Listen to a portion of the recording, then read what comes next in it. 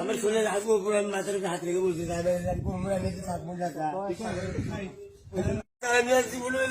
সত্যি তো আমার 2 সুবলের কোশ্চেন স্যার আমি জীবনে আই না আরো 2 মিনিট থাকি পাবে আর 2 মিনিট আমার কোনো ঘুষ জ্ঞান নাই